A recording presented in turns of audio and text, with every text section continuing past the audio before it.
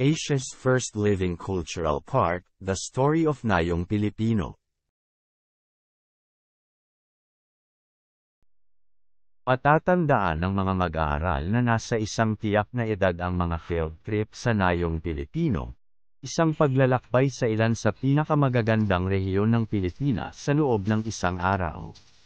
May mga scale model ng Banawe Rice Terraces sa Cordilleras at Chocolate Hills sa Bohol, mga libangan ng mga lumang bahay sa Vigan at Mindanao, at Magellan's Cross sa Cebu, at syempre, isang parang buhay, kahit na mas maliit, Mayon Volcano. Ang naaalala ng mga tao mula sa lumang Nayong Pilipino sa tabi ng paliparan sa Pasay City ay wala na ngayon. Ngunit nananatili ang pagtulak na magkaroon ng showcase ng tunay na kulturang Pilipino.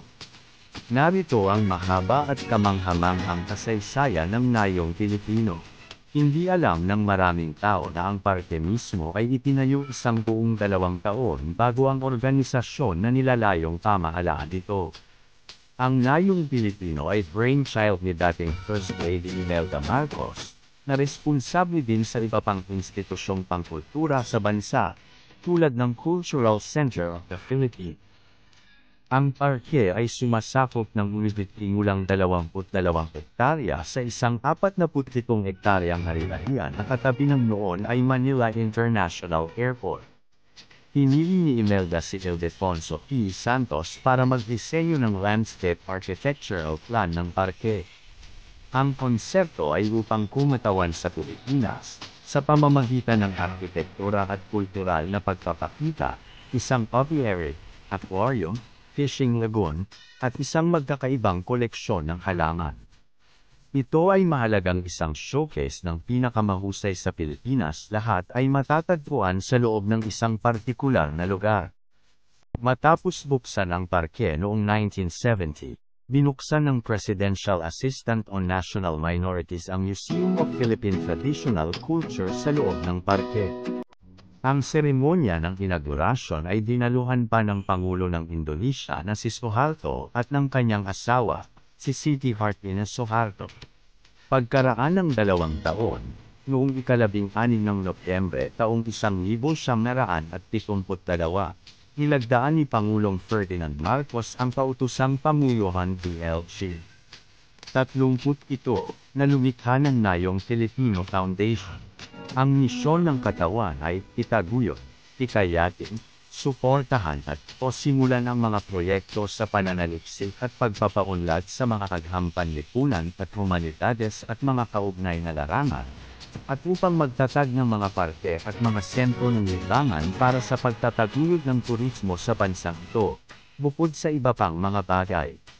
Nahati ang Nayong Pilipino sa 6 na natatanging rehiyon. Itinampok sa rehiyon ng Tagalog si Emilio Aguinaldo, ang Bulacan House, ang Bamboo House, at ang Paete House.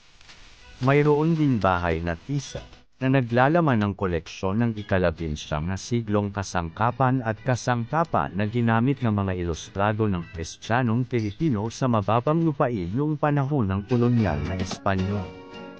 Nagkaroon din ng Tagalog Region Pavilion kung saan ginanap ang mga kaganapan. May isang Spanish House sa Bicol Region, ngunit syempre, ang pamunahing atraksyon ay isang mas maliit na bersyon ng sikat na Mayon Volcano pati na rin ang mga guho ng Hagsawa Church.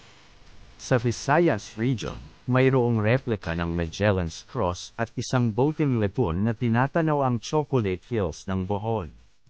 Nagkaroon din ng full-scale replicas ng iba't ibang bahay mula sa Leyte, Bohol, Cebu, at Samar. Ang paglilibang ng mga iconic rice terraces ang pangunahing draw sa rehiyon ng Cordillera. Nagkaroon din ng tradisyonal na Ifugao Village. Sa wakas, itinampok sa rehiyon ng Ilocos ang isang bahay na huwaran sa mga bahay na kolonyal na Espanyol sa Vigan. Nagkaroon din ng palaruan, kung saan maaaring maglaro ang mga bisita ng mga tradisyonal na larong Pilipino tulad ng tipo, tumbang preso, luksong baka, at iba pa. Ang Nayong Pilipino ay naglalaman din ng isang aviary at isang aquarium, at ang nabanggit na museo ng tradisyonal na kultura ng Pilipinas, na nagsara noong 1983 at kalaunan ay muli dinuksan at pinalitan ng pangalan bilang Philippine Museum of Ethnology. Bagamat ang museo ay naglalaman ng mga pang-araw-araw na bagay na ginagamit ng iba't ibang katutubong grupo sa buong bansa, tulad ng mga tela at kagamitan sa pagsasaka, umani ito ng batikos para sa pangunahing nagsisilbing sasakyan sa pagbebenta ng mga souvenir. Sa aklat na Towards a Filipino History, A Test Script for Jose Salazar, isinulat ng autor na si Bonjo Bernardo, he touted representations of the Philippine village as an open museum uses much of its credibility when the attitudinal concerns of the guides or docents at pangunahing pang-ekonomiya upang mabili ang mga bisita ng iba't ibang hanay ng mga souvenir folk art item o tourist art. Ang mga kawani ng bawat regional na bahay ay lantarang tinatanggap ang mga bisita gamit ang mga makikinang na camera dahil ang mga ito ay nagpapahiwatig ng kapangyarihan sa pagpili.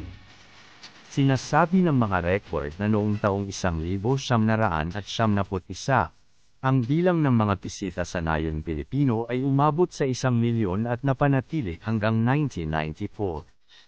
Gayunpaman, sa pagtatapos ng 1995, ang bilang ng mga bisita ay lumiit, marahil dahil sa pagbubukas ng iba pang mga theme park.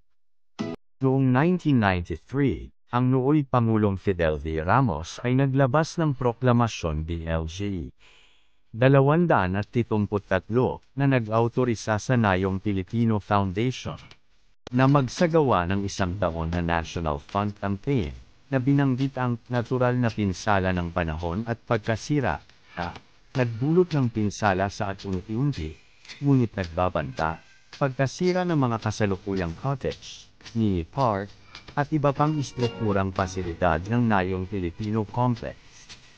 Ang unang pagbanggit ng paglipat ng Nayong Pilipino ay naganap noong 1999. Nang inunungkahi ni noong Tourist Secretary Gemma Cruz Araneta na pagsamahin ang parke sa Expo Philippines sa Clark, Pampanga.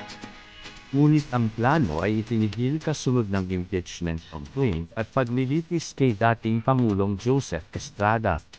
Gayunpaman, makalipas ang 1 taon, inihayag ng mga opisyal ng Manila International Airport Authority na kailangan nila ng bahagi ng lupain na inookupahan ng Nayong Pilipino upang makasunod sa mga pamantayan sa kaligtasan na ipinataw ng International Civil Aeronautics Organization.